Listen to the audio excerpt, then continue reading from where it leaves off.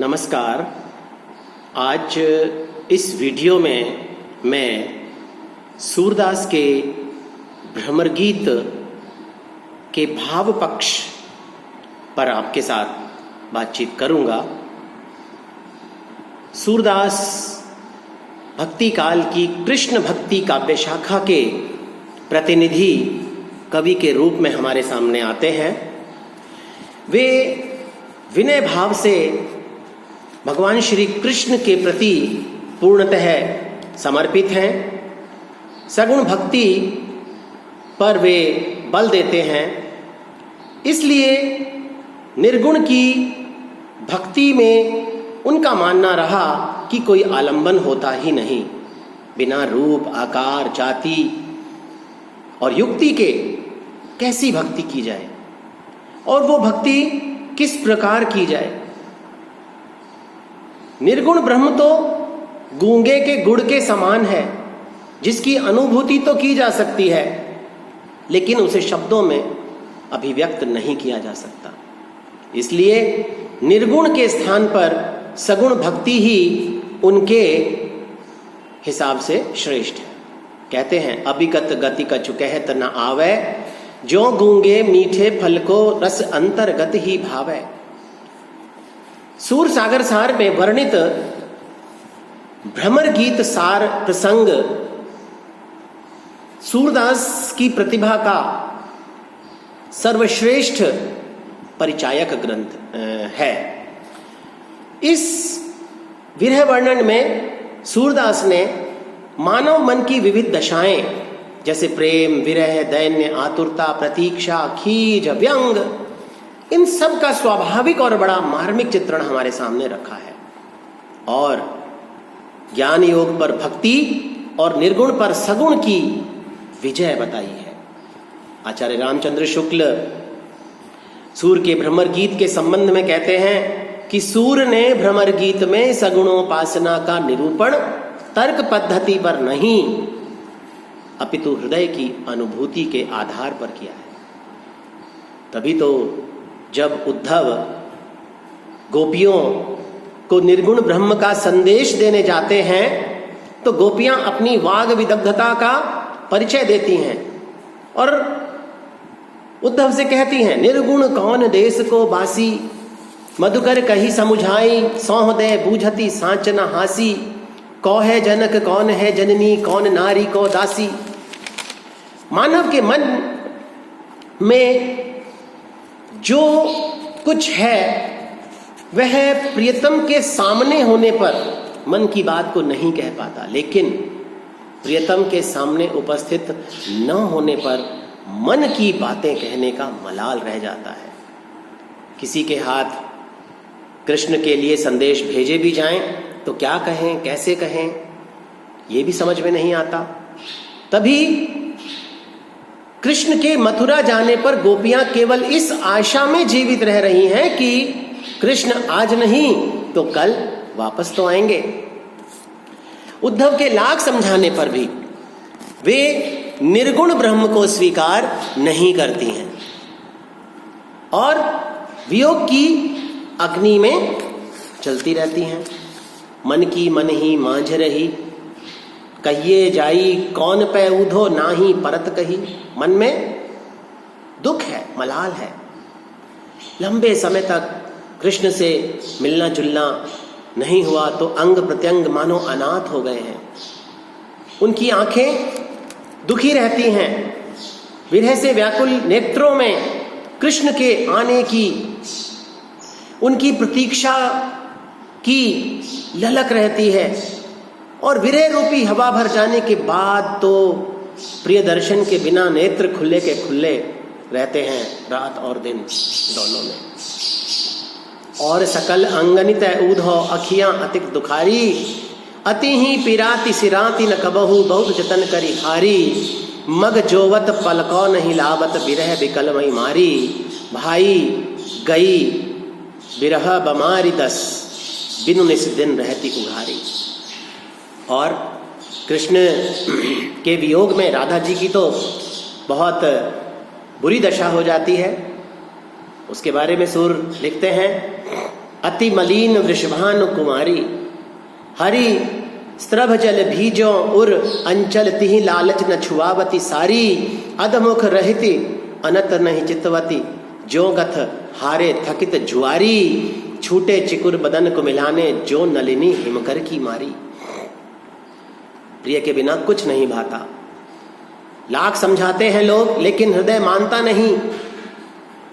उद्धव जी निर्गुण ब्रह्म की लाखों लाख अच्छाइयां गिनाते हैं, लेकिन गोपियों के लिए कृष्ण का परित्याग कर पाना, सगुण का परित्याग कर पाना संभव नहीं है। उद्धव मन माने की बात, दाख छुआरा छाणी अमृत फल, विष कीरा फल खात, जो चकोर को देई कपूर कोई तजी अंगार अघात।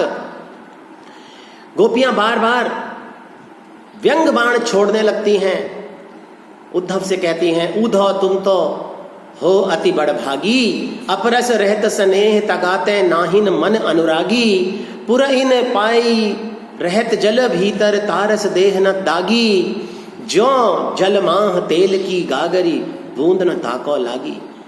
प्रेम की पराकाष्ठा है। कृष्ण को हारिल पक्षी की लकड़ी के समान बताकर मन वचन और कर्म से उनके प्रति समर्पण का भाव रखने वाली गोपियां उद्धव के योग को कड़वी ककड़ी के समान बताती हैं। ऐसी बीमारी बताती हैं जो ना उन्होंने कभी देखी और ना कभी सुनी।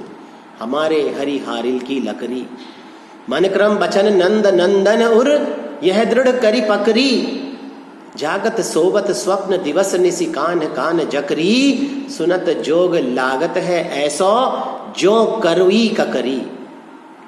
सूर के विरह की मार्मिकता का आधार विरह की अवस्था में हृदय की विभिन्न वृत्तियों का स्वाभाविक पद्धति पर चित्रण है। विरह वहां उत्कृष्ट है जहां गोपियां निरीह विवश होकर उसे प्रकट करती हैं। भ्रमर गीत में गोपियों की विदग्धता की निरीह विवशता उतनी मार्मिक नहीं जितनी कि विरह को प्रकट करने वाली उनकी निरीह निश्चल अनलंकृत उक्तियां हैं।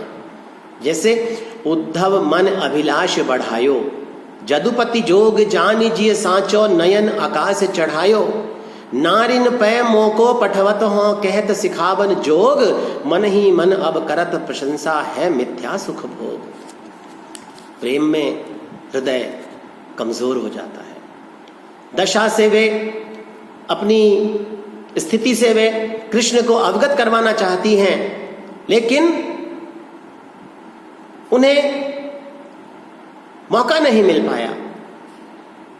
वे उद्धव से कहती हैं, उद्धव कहियो इतनी बात, मदन गोपाल बिनाया ब्रज में होने लगे उत्पात, तुना व्रत त्रिना व्रत बक बकी, अघासुर धेनुक फिर फिर जात, व्योम प्रलंब कंस केसी इत करत जयन की घात।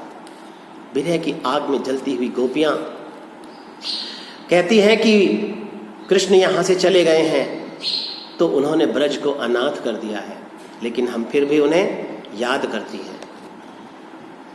प्रेम की विवशता है कि प्रिय कृष्ण सुध तक नहीं ले रहे, लेकिन हमारा प्रेमी हृदय हर पल हर क्षण हर दिन हर रात उन्हें याद करता है। नंद नंदन सो इतनी कहियो, जदपि ब्रज अनाथ करी ड्यार्यो, तद्यपि सुरति किए चित रहियो। प्रेम में डूबी हुई, विरह की आग में जलती हुई गोपियां जब नंद के घर के बाहर रथ खड़ा हुआ देखती हैं तो लगता है कृष्ण वापस आ गए हैं। और